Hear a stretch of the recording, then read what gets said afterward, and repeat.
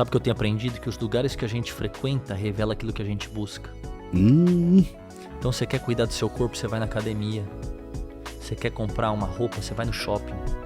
Você quer comer alguma coisa, você vai no restaurante. Mas você quer ouvir aquilo que os céus estão falando? Você vai à igreja.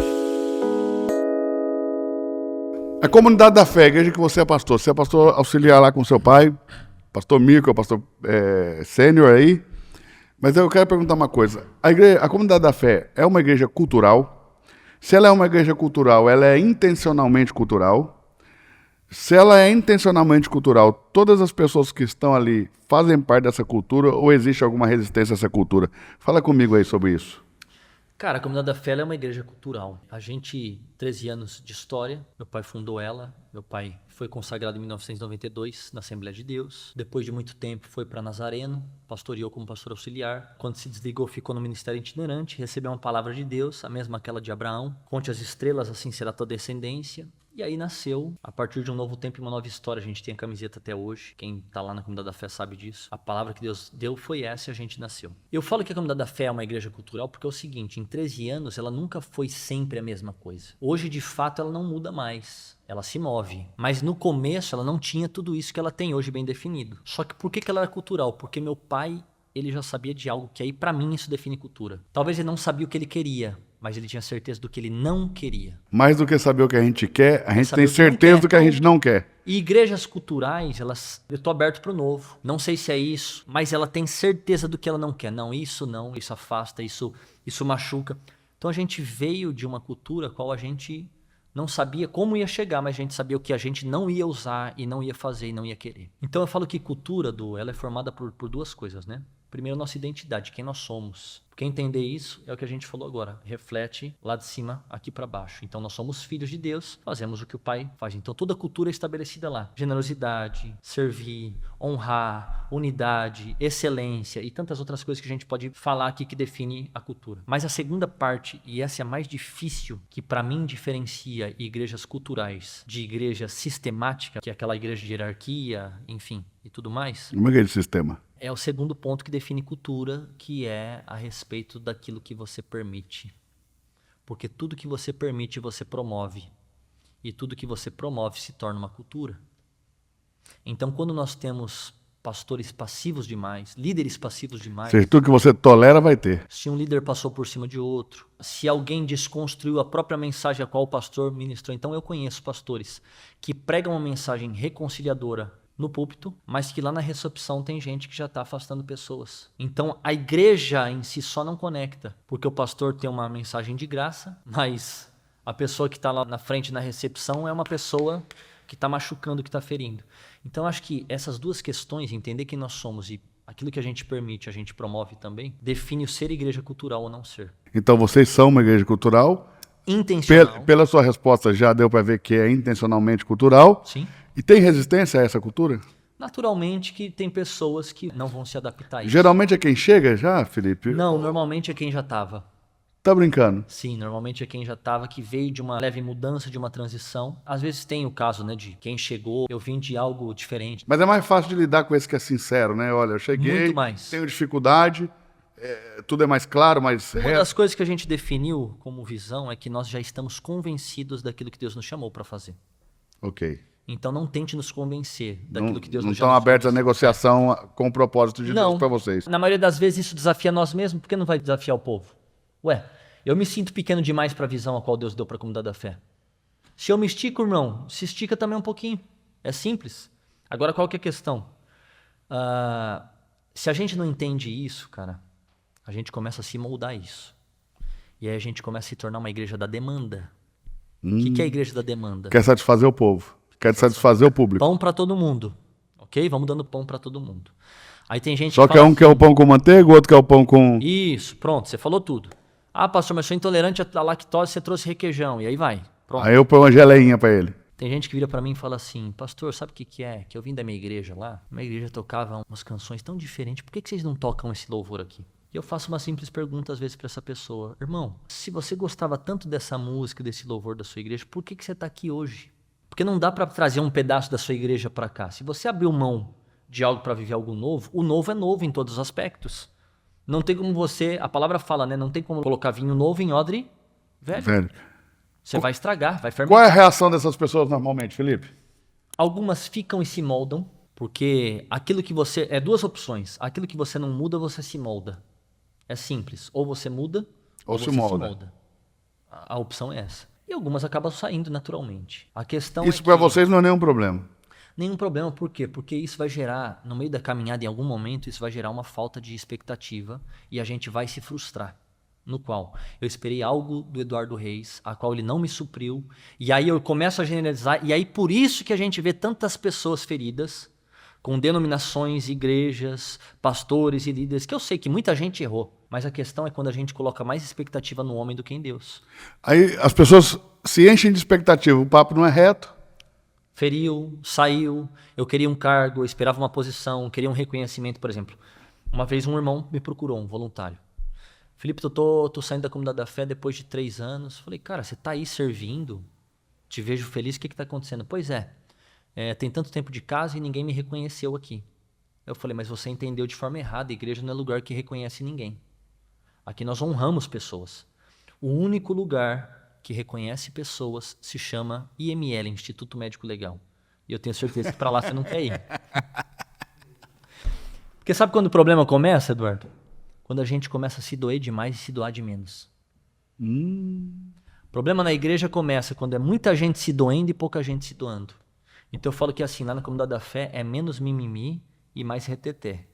Então vamos fluir mais, vamos servir mais. Porque se a gente parar para se doer, para pensar. Você como pastor de igreja, você não tem motivo para estar insatisfeito com muita coisa? Mas só insatisfação vai mudar alguma coisa? Não, gente. Nada. Vamos construir junto. O que vai mudar é trabalho, é unidade, é alegria, é o amor, entendeu? É agarrar mesmo a entender, visão não e fazer. estamos onde a gente queria, mas já não estamos onde a gente estava. Exato, saber para onde você está indo. Continuamos avançando.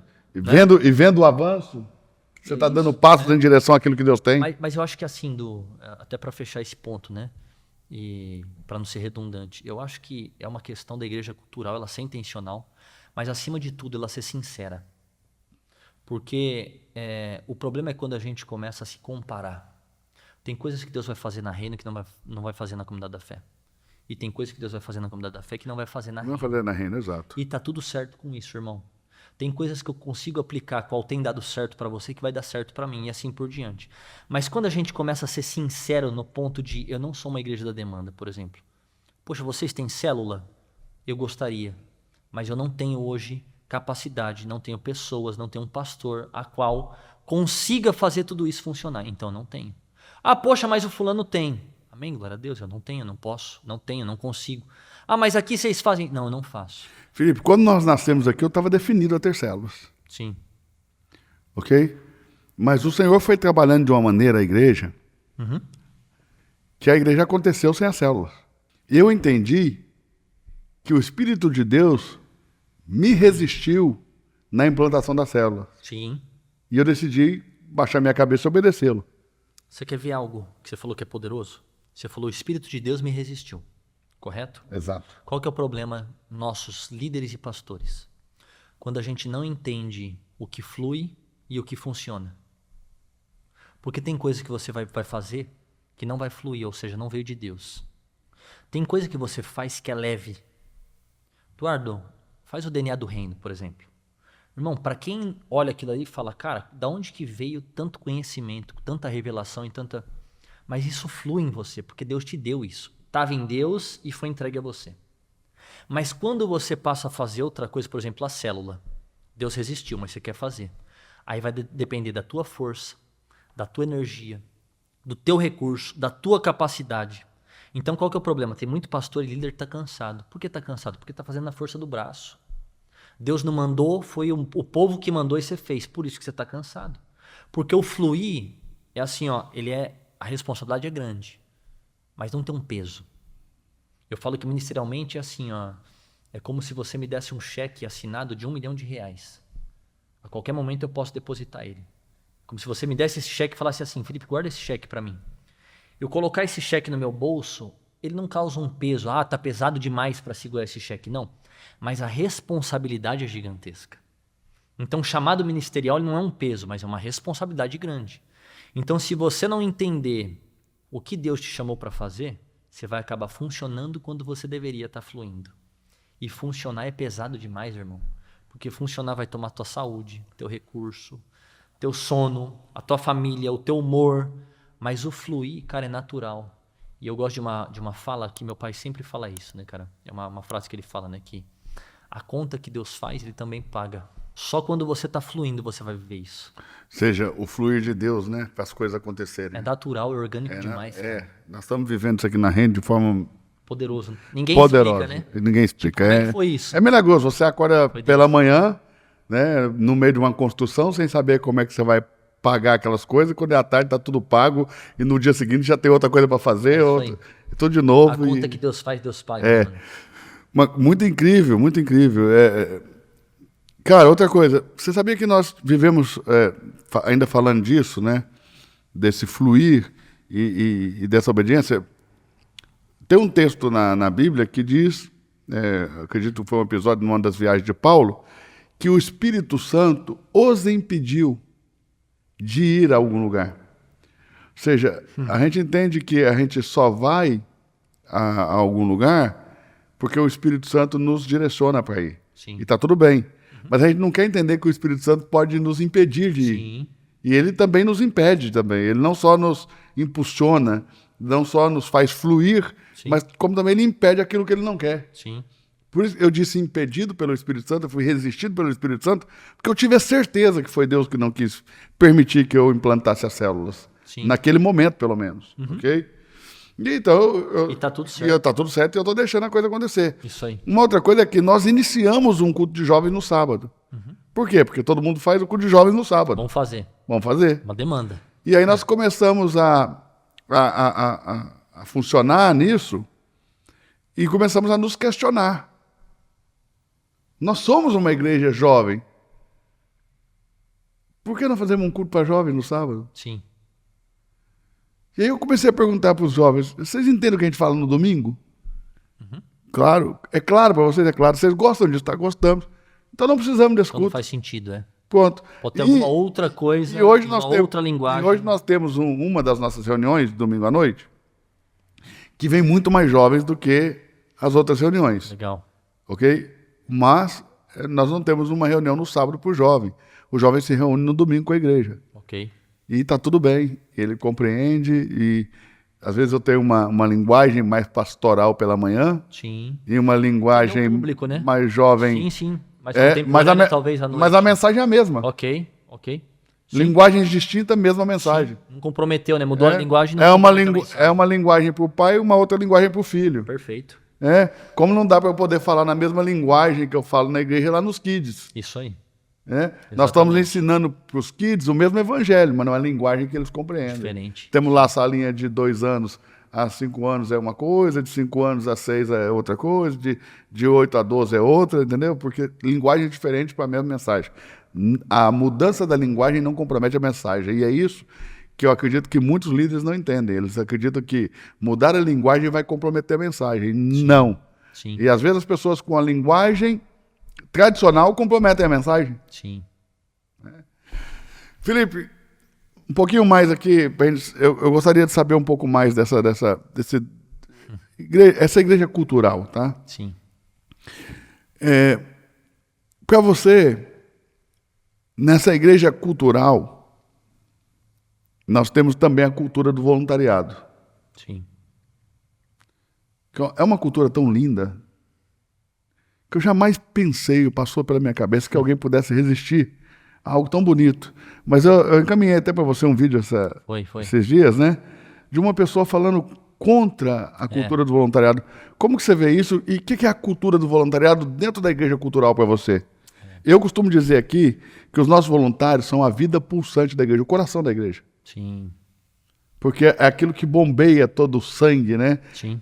Que dá vida a todo o corpo. Então, para mim, os voluntários é que dá vida a toda a igreja, óbvio, né?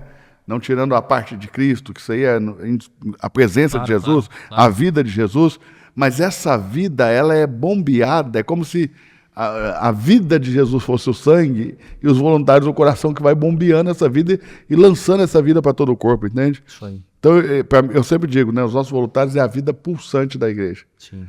Como que você vê isso? Como que a comunidade da fé vê isso?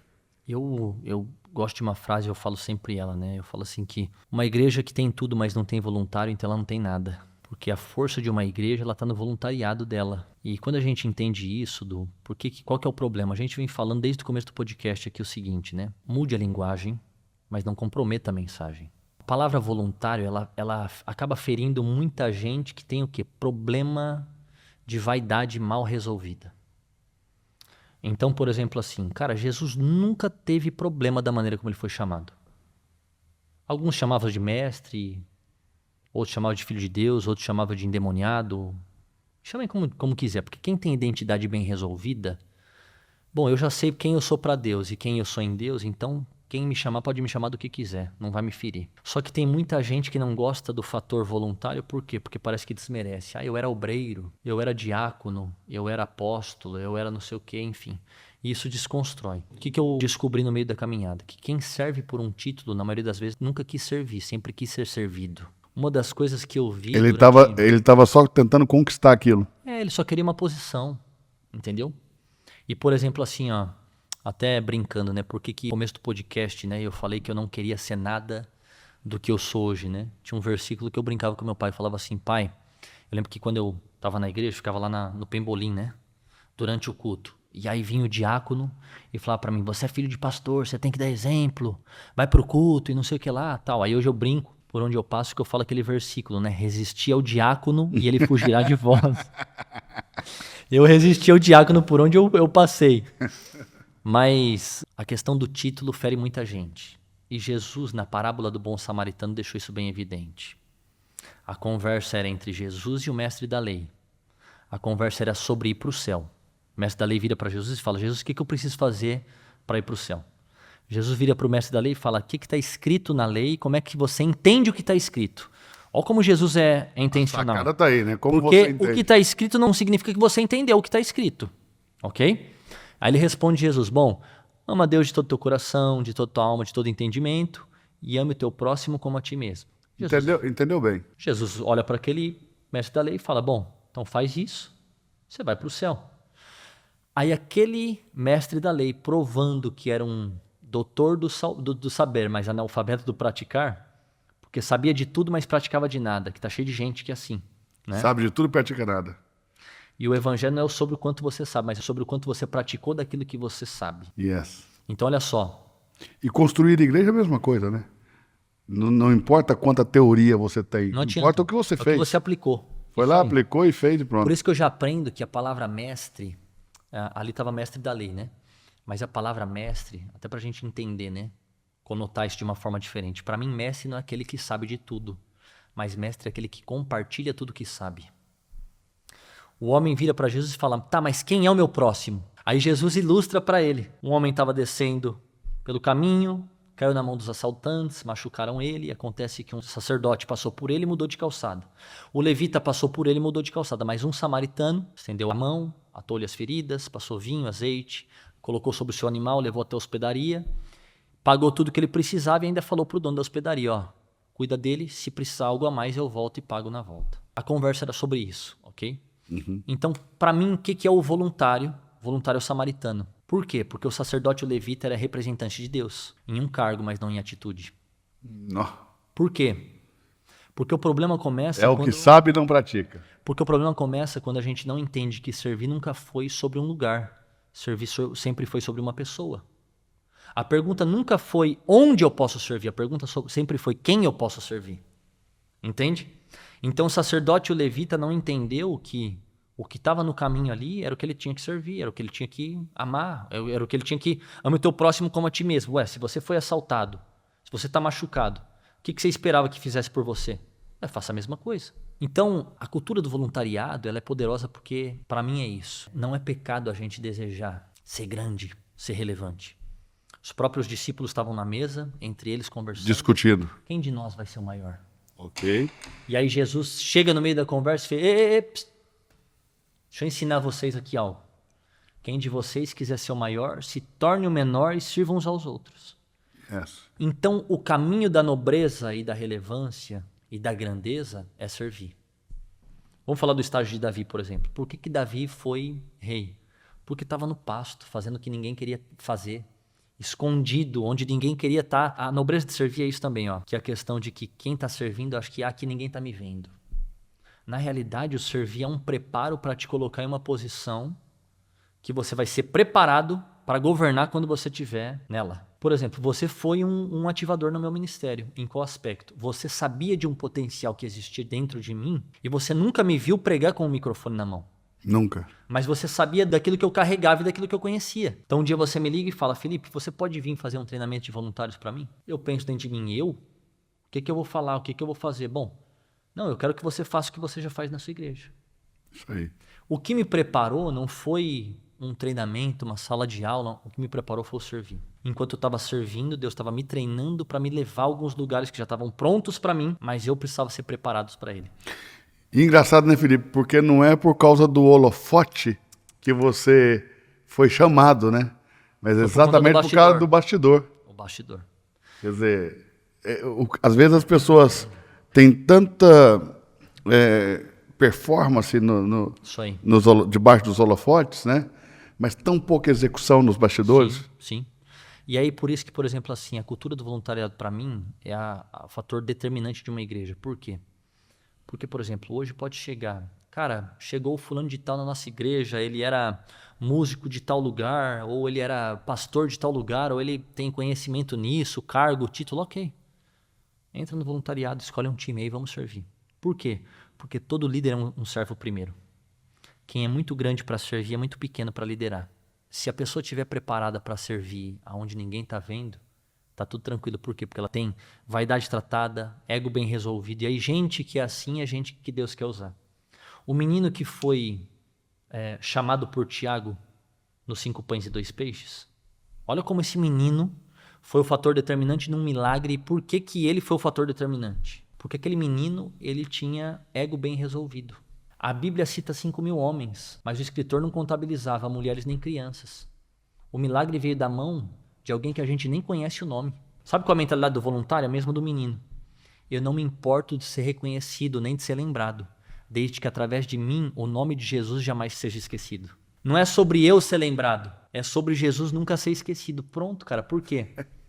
Quer ser reconhecido, tem que ir pro ML, Instituto Médico Legal. Agora, quer ser honrado? Eu sempre falo isso. Deus não fica devendo nada pra ninguém. O homem ligou a turbina, gente. Mas faz sentido ou não faz sentido? Não, tá perfeito. Não é? Faz muito Você sentido. quer ser reconhecido, cara, em algum momento a gente vai se frustrar. Então, Felipe, quero ser um pouquinho mais provocativo, quero tocar em alguns assuntos um pouquinho delicados, mas eu gostaria muito de te ouvir sobre isso. E aqui é um negócio muito pessoal, eu gostaria de te ouvir. Se não tivesse câmeras aqui, isso é uma coisa que é um papo que eu gostaria de ter com você. Sobre referências, a importância de termos referências. sim. E sobre a influência dessas referências sobre nós. Por exemplo, nós temos no Brasil muitas igrejas que são referências, né? Principalmente para o nosso pessoal do worship, dos ministérios de louvor pelo Brasil afora. Para o Hillsong, Sim. é uma igreja referencial para o Brasil, Bethel, Elevation, Mosaic, mas aí, por exemplo, nós somos um povo que temos por referência, por exemplo, no louvor aí, muitas igrejas têm Hillsong de referência. E aí, Hillsong, você chega lá, eu cheguei uma vez numa reunião da Hillsong, na abertura da reunião, a primeira canção que eles cantaram foi uma música do Michael Jackson quando era criança. Sim. Entende? Eles, então, cantam e tocam músicas que não são consideradas gospel ou são consideradas música secular. Uhum. E aí você tem essas pessoas por referência. Eu pensei, isso vai acabar acontecendo no Brasil. Dito e feito, hoje está acontecendo por todo lado. Como que você vê isso? A importância da referência e até onde ir, né? Até onde ser influenciado por essa referência e tudo. Eu acho que a gente está vivendo num tempo que é muito complicado, né? Tá bem delicado porque parece que a nossa geração ela quer entender qual que é a linha do limite e caminhar em cima da linha. E isso é muito perigoso. Até por isso que eu acho que a gente tem visto tanta gente caindo. Porque tá tudo tão normal, tá tudo tão relativo, que a gente está banalizando a própria graça. Que foi pela graça, mas foi por um alto preço que foi pago, né? Eu entendo que é o seguinte, existe uma questão de mentalidade, a qual o europeu tem uma mentalidade, o americano tem uma mentalidade, entre outras culturas tem outras mentalidades. Tem coisas que talvez eu não possa julgar porque eu não vivo naquela cultura. Eu não sei como que aquilo acontece ali. Mas, por exemplo, na minha realidade, ok? Qual é o meu conceito em relação a isso? Eu entendi que tudo que custa o meu testemunho também vai me custar muito caro. Então, tem uma frase que fala assim, né? O cristão lê a Bíblia e o mundo lê o cristão. Então, eu sou a Bíblia que alguém está lendo. Então, qual que é a questão, cara? Talvez a gente está indo tanto para essa linha de ser uma igreja contemporânea, contextualizada, que no final das contas tem igreja que está tão parecida com o mundo que a pergunta é qual a diferença entre lá fora e aqui dentro? Porque na realidade a gente pode usar de estratégias para alcançar. Mas o problema é quando a gente se torna semelhante demais com eles. E a Bíblia falou que nós somos chamados como sal da terra e luz do mundo. Qual é o limite, Felipe? Qual seria o momento que você fala assim, tem que acender uma luz vermelha? Eu acho que o limite é tudo que começa a custar o nosso bom testemunho. Qual aspecto? Por exemplo, eu tenho amigos que falam para mim a seguinte coisa, né? Cara, você antes, quando tinha uma festa de casamento, por exemplo, você era um cara que ia, dançava, brincava com a gente. Hoje você é mais reservado. Por quê? Porque eu sei que isso não fere quem eu sou, mas pode ferir quem os outros é. Em qual aspecto? Tem gente que não tem a maturidade para discernir que o mesmo cara que está ali em um momento se divertindo, sem fazer nada demais, estou ali talvez numa festa de casamento com os amigos, celebrando, ok? E amanhã eu vou estar no púlpito no domingo, ministrando uma mensagem, então isso pode comprometer a mensagem. Então tudo que compromete custa muito caro. Então eu acho que é isso, né? A Bíblia fala que o Espírito Santo é aquele que convence do pecado, do juízo e da justiça. Eu não sou aquele cara que tem o perfil de exigir algo. Se o Espírito Santo não te convenceu, quem sou eu para querer falar algo? Mas eu acho que assim, quem caminha próximo de mim é aquela questão, cara, se não é bom para mim, não é bom para você. Se eu não faço, você também não deve fazer. Então eu acho que é um período muito delicado a qual a gente tem vivido. É um período que a própria Bíblia fala sobre isso, né? Que no fim dos tempos vão criar mestres para si mesmos. Eles vão suportar essa doutrina. E é isso que a gente está vendo.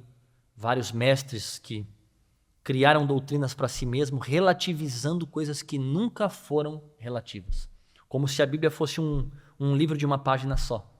Então a verdade é, irmão, vira a página e continua lendo porque a história continua e não é bem por aí do jeito que você está falando, não.